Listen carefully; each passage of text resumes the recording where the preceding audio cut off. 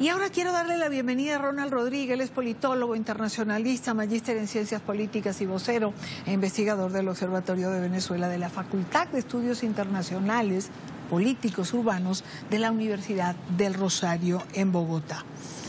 Ronald, bienvenido, gracias por acompañarnos. Y Dania, gracias por la invitación. ¿Por qué una cosa es la que se anuncia y otra la realidad? Es decir, estamos hablando de esta reapertura, de los pasos peatonales, de la conexión aérea, de la reactivación comercial, pero una cosa es lo que se anuncia y otra una dificultad que no logramos entender en la aplicación de todos aquellos anuncios. Bueno, Dania, realmente la dinámica de recuperar la relación en la zona de frontera es bastante compleja. De hecho, lo que vimos ayer fue la firma del acuerdo de alcance parcial, que es un instrumento que lo que busca es generar un marco jurídico en el cual poder tener el comercio bilateral entre los dos países, que se vio afectado desde la salida de Venezuela de la Comunidad Andina de Naciones, que se hace efectiva en 2011. Y este acuerdo que se firmó ayer es un acuerdo que trata de recoger los elementos que ya se habían hecho para 2012, pero se incluyen nuevos elementos, se ponen nuevas cosas sobre la mesa y hay que ver si logra materializarse. En materia de los puentes, de hecho, la situación es mucho más compleja. Recordemos que desde el pasado 9 de febrero el flujo de vehículos venezolanos hacia Colombia disminuyó en casi un 50% porque los venezolanos tienen que cumplir la reglamentación colombiana que exige un seguro SOAT, un seguro de accidentes en caso de que ocurra un accidente en las carreteras colombianas, tiene que tener una revisión técnico-mecánica que lamentablemente el parque automotriz venezolano se ha envejecido, no tiene repuestos, no tiene las calidades y cualidades que se requieren para las carreteras y para el transporte, y finalmente toda una dinámica de chatarrización. En Colombia los vehículos cuando llegan a cierto número de años deben ser chatarrizados. En Venezuela hay vehículos que sobrepasan las fechas de chatarrización y eso pues hace un reto a la hora de poder tener la dinámica en la zona fronteriza. Recordemos que en este momento hay un acuerdo que le permite a los taxistas colombianos ir a Venezuela, pero regresarse vacíos, y a los taxistas venezolanos venir a Colombia, pero regresarse vacíos. Y es un acuerdo que se ha ido construyendo sobre la marcha, pero todavía no tenemos transporte público, no tenemos realmente buses y lamentablemente continuamos condenando a nuestros ciudadanos en su gran mayoría a tener que pasar caminando los puentes, con todo lo que eso puede significar, por ejemplo, para una persona que viene de Venezuela a hacerse chequeos médicos en Colombia, porque en Venezuela no consigue cómo hacerse esos chequeos porque el sistema de salud tiene problemas estructurales y tiene que venir a Colombia a hacerse esos chequeos, pero lamentablemente o paga un taxi, que son bastante costosos. Yo estuve esta semana, a principios de semana, en la zona de frontera y el viaje del aeropuerto de Cúcuta hasta el Táchira estaban cobrando entre 300 y 400 mil pesos a una persona.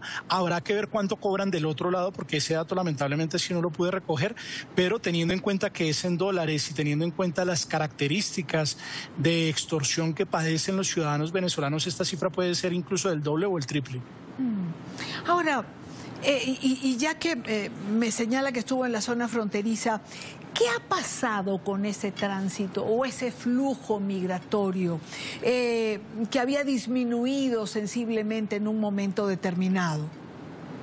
Pues, y Dania, yo creo que realmente la migración no ha disminuido. Hemos tenido ciclos que son habituales en el fenómeno que se da entre los dos países, y es que particularmente este año un número importante de ciudadanos venezolanos, sobre todo, y a mí me sorprendió, fue en los últimos días de diciembre, viajó a Venezuela a pasar las fiestas con sus familias, pero nuevamente estamos teniendo un reflujo de personas que al ver la situación y digamos al palpar que esa tal recuperación venezolana no existe, pues han tomado la decisión de regresar con sus hijos, de regresar con un familiar, así que los números continúan creciendo. De hecho, pues Migración Colombia el sábado pasado hizo pública la cifra de venezolanos en Colombia. Hoy son más de 2.800.000 ciudadanos venezolanos, casi 2.900.000, y eso lo que nos demuestra es que desde que inició el Estatuto Temporal de Protección para Migrantes Venezolanos hasta la fecha de hoy tenemos un crecimiento del 66% de la diáspora venezolana en territorio colombiano, lo cual tiene dos elementos: uno, que la diáspora no se ha detenido, pero dos, que el estatuto nos ha permitido sincerar la cifra y tener muchísima más claridad de cuántos cuántos y quiénes son los venezolanos que están en nuestro territorio y en dónde se están ubicando. Y en algunas ciudades como Cúcuta el impacto es muchísimo mayor. Antes del estatuto, la migración venezolana representaba el 11% de la población de la ciudad norte santanderiana. Hoy representa más del 21% de la población, lo que demanda pues una articulación de política pública del nivel nacional y del nivel local. Lamentablemente en el nivel nacional no lo encontramos. De hecho, hoy en el Observatorio de Venezuela publicamos un artículo del profesor Chomin Las Heras en el cual hacemos un llamado de atención, porque si bien en las bases del Plan Nacional de Desarrollo se habla de migración, en el tema concreto, en el plan de desarrollo, el desarrollo sobre el tema migratorio es muy pobre. Apenas algunos artículos, 4 artículos que abordan el tema respecto a salud, pero no vemos una política pública de cara a continuar haciendo un ejercicio de atención humanitaria, de continuar haciendo un ejercicio de integración migratoria y de generar instrumentos de política pública para la integración de los venezolanos en territorio colombiano. Es decir, ha habido un cambio en relación a esta política de atención migratoria entre el gobierno que finalizó del presidente Duque y el gobierno actual del presidente Petro. Digo, a nivel de políticas públicas, porque esto, de alguna manera, sería urgente por la cifra que usted me está dando. Es decir, si la migración no se ha detenido, por el contrario está creciendo, y es evidente porque simplemente Venezuela no se arregló, como usted lo señala, la curva entonces nos dice que va a seguir creciendo y que hay que contemplar esta variante dentro de un plan de desarrollo. En efecto, de hecho, pues lo vemos, el tema migratorio antes era el resorte presidencial, el presidente Santos creó la gerencia de frontera, Felipe Muñoz, quien hoy está en el Banco Interamericano de Desarrollo, fue un funcionario que activó una serie de rutas y caminos para la atención. Durante la administración del presidente Duque se crea el Estatuto Temporal, o más bien se materializa el Estatuto Temporal de Protección para Migrantes Venezolanos, pero al presidente Petro, a quien le corresponde la parte más importante de la tarea, que es la integración migratoria, hoy lamentablemente no se está logrando. El tema salió del resorte presidencial. Hoy el tema migratorio depende del asesor de la vicecanciller, cuando antes ese era un tema que estaba en la entraña de la presidencia de la República, y los funcionarios que han llegado a Migración Colombia pues están en una curva de aprendizaje, están en un proceso donde están identificando las características del problema. No se dio la continuidad que tuvimos, por ejemplo, a pesar de las diferencias que había entre Juan Manuel Santos e Iván Duque. En este caso se generó una ruptura, y esa ruptura implica que los funcionarios están en una curva de aprendizaje, dimensionando las dinámicas del problema.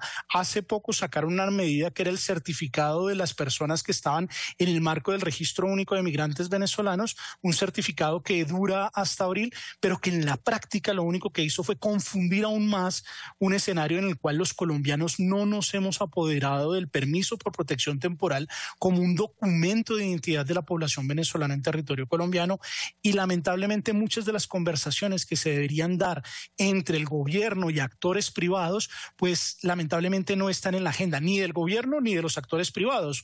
Sin ir más lejos, si hoy sentamos a las EPS y al gobierno, creo que el tema migratorio no va a ser una de sus prioridades, porque las prioridades en la agenda presidencial hoy son otras, y la misma supervivencia de las EPS es la prioridad para ellos. Entonces claro, el tema migratorio no se está discutiendo, y este es un tema fundamental, que es el acceso a la salud de la población en condición de movilidad humana. Claro, la pregunta sería, Ronald, ¿cuál puede ser la consecuencia de no tener esto como prioridad, o de no ser contemplado o contemplada esta realidad que está allí y que sigue creciendo?